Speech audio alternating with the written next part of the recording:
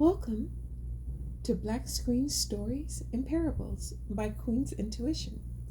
Tonight we have a story, and it's all a story that most of us know. But there are some hidden meanings in this story I'm going to discuss with you today. This is the story of Little Red Riding Hood. Once upon a time, there was a little girl, and she lived in a village nearest the forest.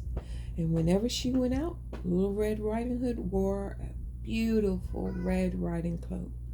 So everyone in the village called her Little Red Riding Hood.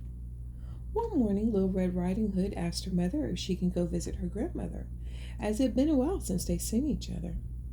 "That's a really good idea," her mom said. So they packed a nice basket for Little Red Riding Hood to take to her grandmother. When the basket was ready, the little girl put on her beautiful red cloak and kissed her mother goodbye. "Remember, you need to go straight to your grandmother's house," the mother cautioned. "Don't dawdle along the way, and please, please, please don't talk to any strangers.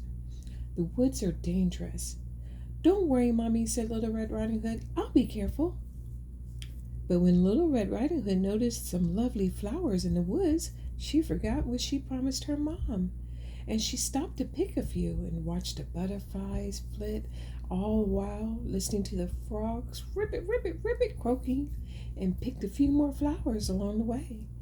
Little Red Riding Hood was enjoying the warm summer days so much, she didn't even notice the dark shadow approaching out of the forest right behind her.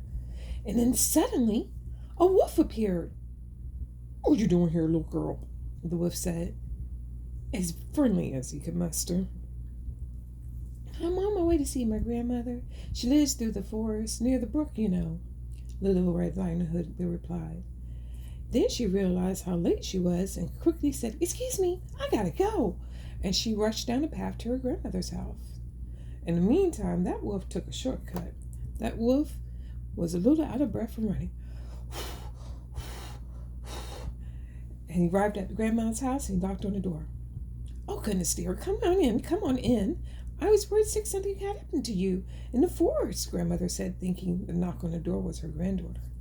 And the wolf let him in, and poor Granny didn't have time to say another word. He grabbed her and ate her up. Yum, yum.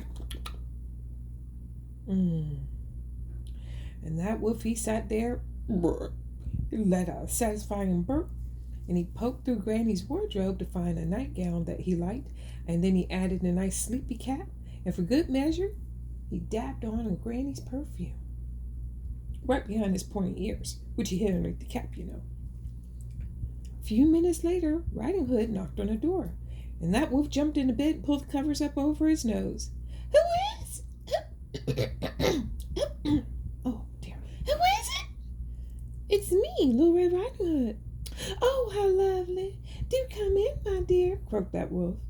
And when Little Red Riding Hood entered the little cottage, she scarcely recognized her grandmother. "Your grandma don't look like that. Grandma, your voice sounds very odd. Are you okay? What's the matter?" Got a touch of cold. "Good grandma, you got big ears. You didn't have big ears like that. Let me come a little bit closer. Better to hear you with, my dear," said that wolf. "But grandmother, what big eyes you have," said Little Red Riding Hood.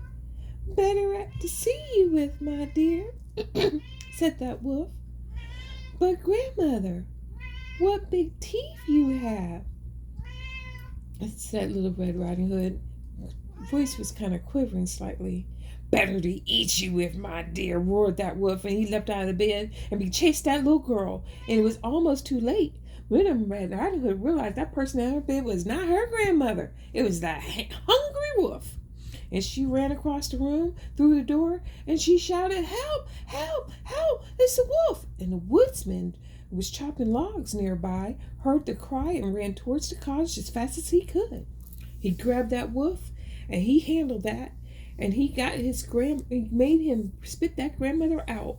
She was a bit frazzled by the whole experience, but she was still in a good peace.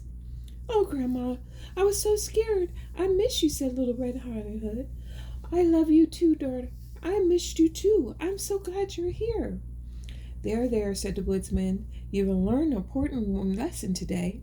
Thank goodness you shouted loud enough that someone could hear you. The woodsman knocked out that wolf and carried him deep into the forest where he wouldn't bother people any longer. And Little Red Riding Hood and her grandmother had a nice lunch together and a nice long chat. So, what do you think that we can learn from Little Red Riding Hood? First, obedience is better than sacrifice, don't you think? Think about it. If she had listened to her mom and she had not stopped to smell the flowers, listen to those frogs croak, and bask in that sun, maybe she would have never even ran into the wolf. Also, pay attention to your surroundings. You notice that wolf did not match Grandma's description. The voice was different, the clothes were different, the ears were different. Sometimes if things aren't appear to what they used to be, that might be the thing that you want to be with anymore. Just thinking about it. Next, sometimes you have to cry for help. Notice as soon as she yelled out, someone was right there to come and save her. So never be afraid to ask for help. Well, that's the end of today's story. We'll talk later.